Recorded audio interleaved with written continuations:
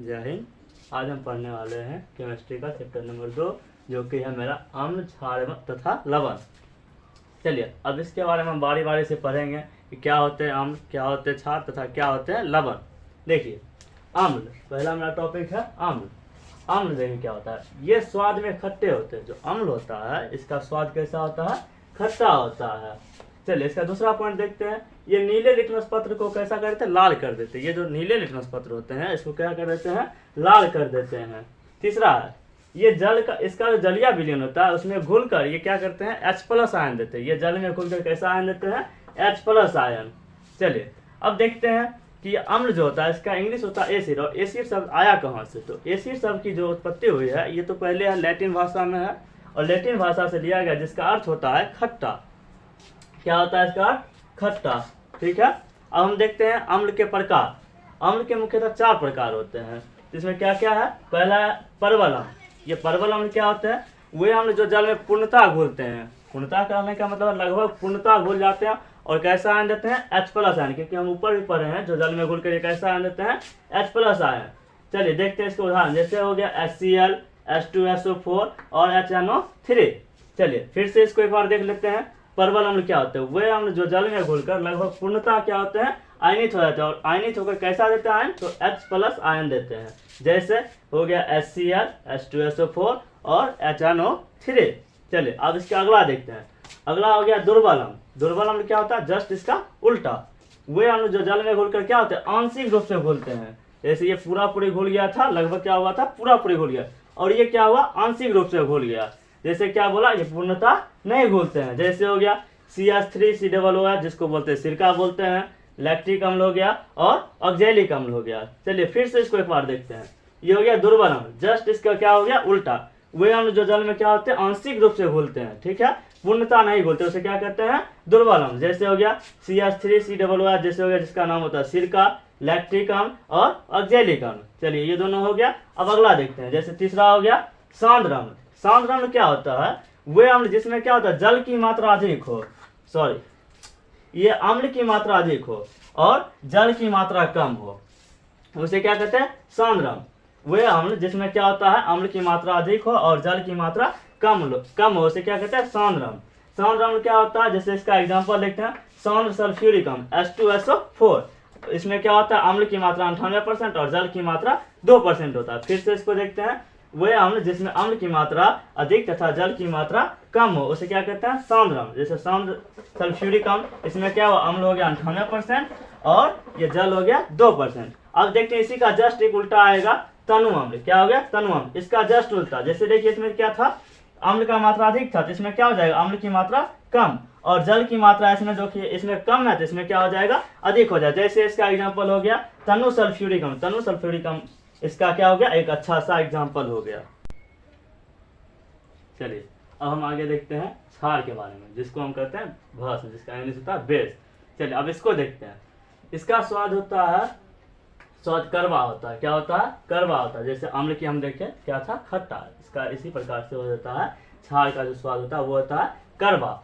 चलिए अब इसका देखते हैं। ये जो होता है लाल लिटमस पत्र को नीला कर देता है। जैसे उसको देखे थे, वो था नीला लिटमस पत्र को लाल कर दिया, और ये क्या किया, लाल लिटमस पत्र को नीला कर दिया। अब देखिए आगे देखते हैं। ये जलीय विलयन में क्या देता है, OH- देता है। क्या देता है, OH- आयन देता है। जिस प्रकार से हम देखे कि अम्ल में क्या दे रहा था, H+ आयन दे रहा था, उसी प्रकार से क्षार में क्या दे रहा है, जल में जब घुलता है तो OH- आयन देता है। ठीक है, चलिए फिर से इसको एक बार और देख लेते हैं।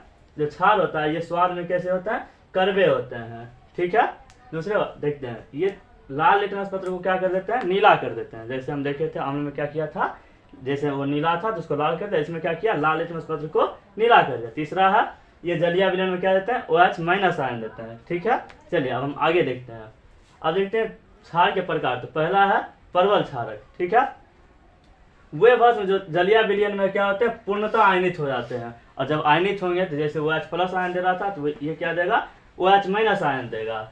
ठीक, देखिए इसमें देखते हैं कि ये क्या होता है, जो परवल क्षारक होता है पूरा पूरी क्या होता है, जल में घुल जाता है, और कैसा देते हैं, OH- आयन देते हैं। जैसे इसका एग्जांपल देखते हैं। NaOH हो गया, KOH हो गया और CaOH2 हो गया। चलिए फिर से इसको एक बार और देखते हैं। जैसे देखिए परवल क्षारक, वे भस्म जो क्या होते हैं जल में क्या होता है, उसको घुलता है तो क्या करता है पूरी आयनित होकर क्या देता है OH माइनस आयन देता है। जैसे इसका एग्जांपल फिर से देखते हैं NaOH, फिर KOH और CaOH का 2।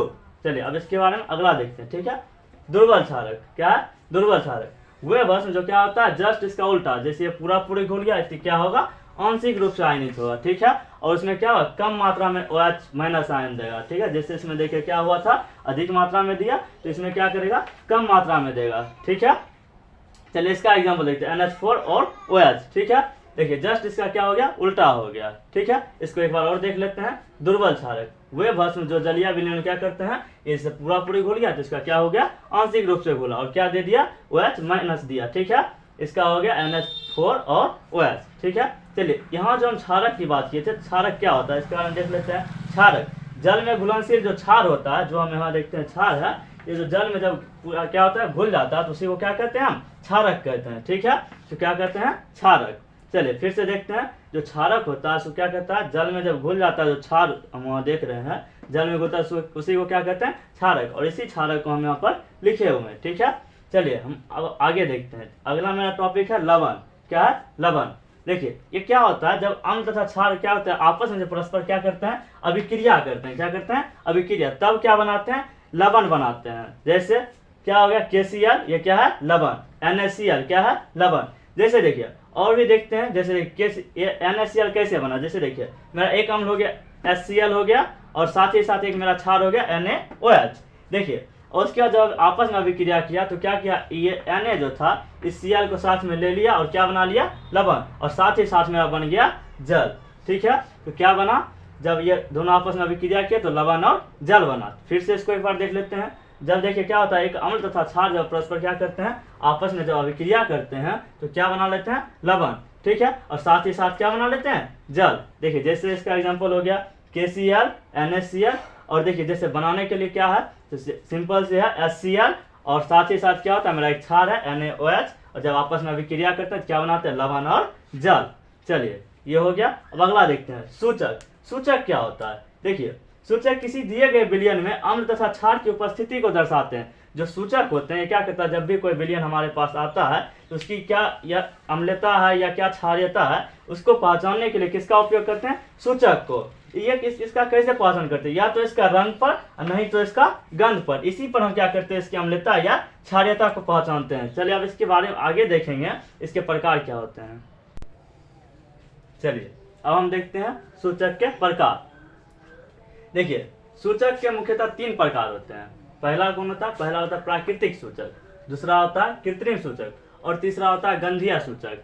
देखिए कितने प्रकार हो गए 3 प्रकार। पहला क्या हुआ प्राकृतिक सूचक, दूसरा हुआ कृत्रिम सूचक और तीसरा हो गया गंधीय सूचक। प्राकृतिक सूचक क्या हुआ, वो जो डायरेक्ट पेड़ पौधे से मिलते हैं। जैसे देखिए ये पेड़ पौधे में पाए जाते हैं, कहाँ पर पाए जाते हैं पेड़ पौधे में। प्राकृतिक सूचक है ये कहाँ पाए जाते हैं पेड़ पौधे में। जैसे इसका एग्जांपल देखते हैं, एक होगा लिटमस हो गया, चाहे लाल पत्ता गोभी, आप देखिए लाल पत्ता गोभी जो रहता है जो मार्केट में मिलता है वो, चाहे हल्दी आप देखिए या चुकंदर देखिए, ये सभी क्या होंगे प्राकृतिक सूचक। चलिए एक बार फिर से देखते हैं ये कहाँ पाए जाते हैं। पहले तो ये पाए जाते हैं पौधे में पाए जाते हैं, जैसे इसका हो गया लिटमस हो गया और साथ ही साथ क्या हो गया लाल पत्ता गोभी, हल्दी और चुकंदर। चलिए अब हम देखते हैं कृत्रिम सूचक को। कृत्रिम सूचक हुआ ये रासायनिक पदार्थ है, क्या है रासायनिक पदार्थ। ये जो होता है हम क्या करते हैं इसको संश्लेषित करते हैं, मतलब क्या करते हैं रासायनिक जो प्रयोगशाला में क्या करते हैं इसको बनाते हैं, ठीक है। जैसे हो गया मेथिल ऑरेंज और फिनोप्थेलिन हो गया, क्या हो गया मेथिल ऑरेंज और फिनोप्थेलिन, ठीक है। चलिए अब तीसरा देखते हैं, ये हो गया गंधीय सूचक। देखिए इस पदार्थों में क्या करता है जो अम्ल होता है या क्षार होता है इसमें क्या करता है गंध के माध्यम से इसको पहचान किया जाता है, ठीक है। जैसे देखिए प्याज, तेल और लौंग, क्या हो गया लौंग। देखिए तीसरा जैसे देखिए गंधीय सूचक, फिर से इसको देख लेते हैं। इन पदार्थों में गंधक अम्ल या क्षारक माध्यम से क्या होते हैं बदल जाते हैं। जैसे हो गया प्याज, तेल और लौंग, ठीक है। चलिए अब इसके बारे में बारी बारी से देखते हैं किसमें क्या डालते हैं जो चाहे अम्ल डालेंगे तो कैसा से कलर होगा, या क्षार डालेंगे तो इसका कलर कैसा होगा। ठीक है, चलिए देखते हैं। पहला हम लेते हैं किसके बारे में, प्राकृतिक सूचक के बारे में। ठीक है, इसमें जो हम दिए हैं, चलिए इसके बारे में पहले देख लेते हैं। जैसे प्राकृतिक सूचक में पहला हो गया लिटमस, और हम शुरू में ही आपको बताए थे लिटमस में क्या होता है, जब अम्ल के साथ अभिक्रिया करता है क्या होता है, वो नीला को कैसा कर देता है, लाल। तो पहले भी हम पढ़ चुके हैं। और क्षार में क्या बताए थे, वो कैसा कर देता है लाल को नीला। ठीक है, चलिए फिर से देख लेते हैं। हम बता चुके थे लिटमस क्या करता है, अम्ल जब रहता है तो लाल, और क्षार रहता है तो नीला। चलिए अब दूसरा है लाल पत्ता गोभी। जब लाल पत्ता गोभी पर आप क्या कीजिएगा, अम्ल डालिएगा तो क्या करता है, जब अभिक्रिया करता है तो कैसा रह जाता है, वो लाल का लाल ही रहता है। लेकिन जब उसमें क्या कीजिएगा, आप क्षार को कोई डालिएगा तो उसमें क्या हो जाएगा, हरा हो जाएगा। ठीक है, चलिए हम तीसरा देखते हैं हल्दी। जो घर में मिलता है हल्दी जो रहता है, जब उसमें क्या कीजिएगा, अम्ल डालिएगा उसमें तो उसमें क्या कोई परिवर्तन नहीं होगा। ठीक है, और जैसे ही आप क्या कीजिए, उसमें थोड़ा सा अगर क्षार डालिएगा तो क्या हो जाएगा, वो लाल कलर में बदल जाएगा। जैसे हम लोग देखते हैं बचपन में जैसे खेलते हुए क्या होता है, हल्दी ले लेते हैं और उसमें क्या करते हैं, देखते हैं थोड़ा सा क्षार अगर डाले तो क्या बन जाता है, लाल। और यही कहता है कि देखिए हल्दी का कलर क्या होगा, बदल गया। ठीक है, चलिए फिर से एक बार इसको देख लेते हैं। प्राकृतिक सूचक क्या हुआ, पहला तो लिटमस पेपर, ये कैसा करता है, ये जो अम्ल रहता है वो लाल, और नीला रहा तो ये क्षार हो गया। ठीक है, देखिए लाल पत्ता गोभी जब अम्ल डालेंगे तो कोई कलर बदलाव नहीं, और जब ये क्षार डालेंगे तो हरा हो जाएगा। ठीक है, हल्दी में जब अम्ल डालते हैं तो कोई बदलाव नहीं होता, और क्षार डालते हैं तो लाल हो जाता है। चलिए ये हो गया। अब देखते हैं किसके में, कृत्रिम सूचक में। ठीक है, कृत्रिम सूचक में क्या हो गया, एक हो गया फिनोप्थेलिन। इसमें क्या होता है, जब इस पर क्या कीजिएगा, अम्ल के साथ अभिक्रिया कराइएगा तो ये रंगहीन हो जाएगा। ठीक है, इसका जो अपना वास्तविक कलर होता है उससे क्या हो जाता है, रंगहीन हो जाता है। ठीक है, और साथ ही साथ जब क्षार को डालिएगा तो ये कैसा कलर में बदल जाएगा, गुलाबी कलर में। ठीक है, चलिए दूसरा देखते हैं मेथिल ऑरेंज। मेथिल ऑरेंज देखिए क्या होता है, जब इसमें क्या कीजिएगा, अम्ल को साथ क्या कीजिएगा, इसमें डालिएगा। ठीक है, तो क्या होगा, या फिर क्रिया करने के बाद ये कैसा कलर में बदल जाएगा, लाल कलर में। ठीक है, और जब इसको क्या कीजिएगा, जब इसमें क्षार डालिएगा तो ये बदल जाएगा पीला कलर में। ठीक है, चलिए इसको फिर से एक बार देखते हैं कृत्रिम सूचक। ठीक है, जैसे पहला हो गया फिनोप्थेलिन, इसमें जब क्या कीजिएगा, अम्ल के साथ अभिक्रिया कराएगा तो कैसा हो जाएगा, रंगहीन। ठीक है, और जब क्षार के साथ अभिक्रिया कराएगा तो गुलाबी, कैसा हो जाएगा, गुलाबी। ठीक है, चलिए फिर से देखते हैं इसको, किसको, मेथिल ऑरेंज को। मेथिल ऑरेंज में क्या कीजिएगा, जब अम्ल के साथ अभिक्रिया कराएगा तो ये लाल, और साथ ही साथ जब क्या कीजिएगा, क्षार के साथ अभिक्रिया कराएगा तो ये पीला। ठीक है, चलिए अब क्या बचा, गंधीय सूचक। चलिए गंधीय सूचक के बारे में देखते हैं। गंधीय जैसे जो क्या करता है, गंध देता है। जैसे हो गया प्याज का रस, प्याज काटने वक्त में क्या करता है, गंध देता है। इसको जब क्या कीजिएगा, इसमें अम्ल के साथ अभिक्रिया कराइएगा तो क्या करेगा, ये तीक्ष्ण गंध देगा। कैसा देगा, तीक्ष्ण गंध। और उसी को जब क्या कीजिएगा, प्याज के रस को क्या कीजिएगा, जब क्षार के साथ अभिक्रिया कराएगा तो इसके गंध में कोई बदलाव नहीं होगा। ठीक है, मतलब कोई गंध देगा ही नहीं। ठीक है, चलिए अब देखते हैं किसके बारे में, लौंग के तेल के बारे में। ये तो मार्केट में मिल ही जाता है। उसमें क्या कीजिएगा, जब अम्ल के साथ क्या कीजिएगा, अभिक्रिया कराइएगा तो उसमें क्या रहता है, वही गंध रहता है जो लौंग का तेल का रहता है, वही गंध रहेगा। लेकिन जब क्या कीजिएगा, क्षार के साथ अभिक्रिया कराएगा तो उसका क्या होगा, गंध खत्म हो जाएगा। ठीक है, चलिए